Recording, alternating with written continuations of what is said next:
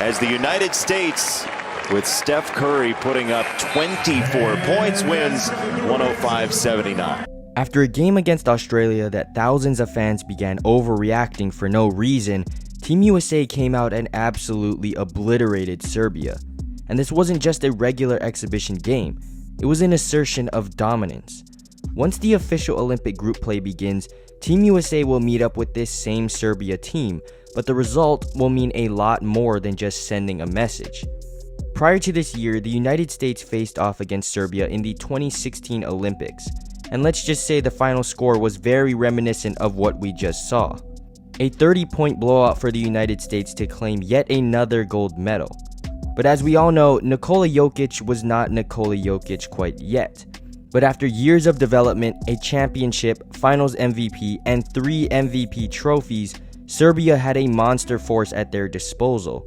But unfortunately, it's going to take a lot more to stay on the same level as Team USA. And if the United States continues to play the same way they just did, building chemistry and clicking on all cylinders, the rest of the world is in trouble. Against Australia, Steph Curry definitely had an underwhelming game, making just 1 3, but against Serbia, he reminded everyone why he can be the most dangerous player on the team. Because the greatest shooter ever can still do this. Like 5 on 4.5. Good point. I get a foul. Oh my goodness. Look at him. No way. But as we all know, Steph Curry has another extremely valuable asset besides shooting, and that is of course his gravity. Here's Steph with the ball. LeBron comes to set a screen. As Steph comes off the screen, he attracts 2 defenders. He passes it to LeBron, who is now in a 2v1 situation with Embiid in the dunker spot. He passes to Embiid for an easy and 1. LeBron. Embiid, that's beautiful. That is big-time basketball. Here's Steph again. He gives it to Embiid in the post and goes to set an off-ball screen for Jrue Holiday. Once again, he draws in 2 defenders, leaving Jrue wide open. With the defender now in desperation recovery mode, Jrue pump fakes and gets an open sidestep 3. Ball right there. And Holiday buries it. This time, LeBron has the ball and Steph is starting without it. With Steph already being tightly guarded, he simply sets a back screen on LeBron's man, leaving a wide open path to the rim for an easy LeBron layup. And then last year as well, LeBron skating to the rim. And here it is one more time. Steph is being tightly guarded off the ball. As LeBron gets the ball, Steph goes to set a back screen for Tatum. As Curry runs out from the screen, 2 defenders stay with Steph, leaving Tatum wide open for a dunk. Illustration, look at that pass. Tatum getting right on the floor on the inbounds. It's plays like these that makes Team USA so difficult to contain, because in nearly every action involving Steph, the opposing team is stuck in a lose-lose situation. But it wasn't only Steph creating offense, because the rest of the team was cooking as well.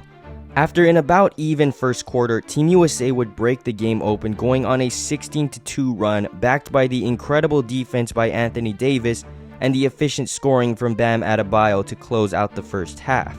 Here's AD in the paint.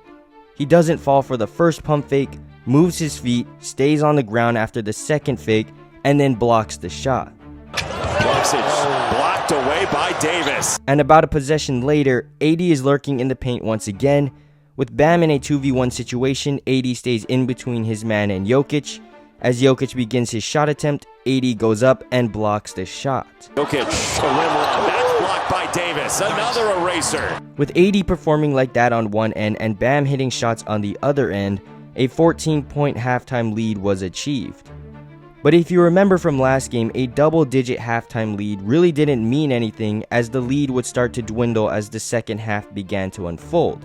So the question for this game was, can Team USA close out the game? Well, entering the third quarter, the United States clearly weren't going to make the same mistakes that they made against Australia. They came out aggressive and clearly going for the kill shot. The teamwork and chemistry continued to thrive more and more. Here's Steph inbounding the ball. As Tatum comes up, the on-ball defender goes to deny Tatum. But Tatum's original defender is so scared of Steph Curry when he's not even in bounds that he elects to leave LeBron and go for the switch on Curry instead. Steph inbounds it to LeBron, who is now in a 3v2 situation with Embiid and Jrue. LeBron engages Jokic and passes it to Embiid. Joel forces Drew's defender to rotate down, and Embiid hits Drew wide open in the corner. Out of the way, Holiday an open three. Nice extra pass. Embiid. Now here's Bam with the ball. He directs Ant to set a down screen for Booker, considering Jokic would be stuck in the action. As Ant sets the screen, Booker comes off and Jokic stays low, leaving his teammate to fight over the screen. By the time a contest was made, it was already too late. Got this. Booker buries a three. I thought he played well last game. Now here's Booker again. He drives off a screen from Bam, drawing in all of the defense. He kicks it out to Halliburton, and with two defenders in scramble mode, he swings it to Bam for a wide open three. Halliburton got it up top. Bam for three. Bang, bam. Goodness. After a dominant third quarter, Team USA extended the lead from a manageable 14-point game to a 25-point blowout. But the game wasn't over yet, and more specifically, Team USA wasn't done burying Serbia into the ground. Curry was still shooting the lights out. Bam tried to go cross lane. Here's Curry. Doesn't need much room at all. Oh man, off the juggle for three. That's his. LeBron was turning back time. Out of bio. LeBron! Dazzling! And the chemistry was overflowing. All over the place. It's like 5 airplanes out there for Team USA. Curry buries the three.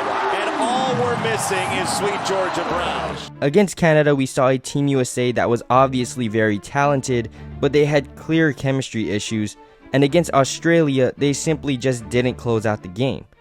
And tons of Team USA skeptics weren't impressed by both of these games. But against Serbia, nearly everything was fixed, sloppy turnovers being the biggest area of improvement.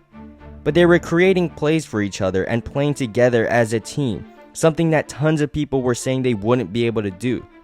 And as for the question of if they could close out games, well, I think they showed everyone the answer. As the United States, with Steph Curry putting up 24 points, wins 105-79.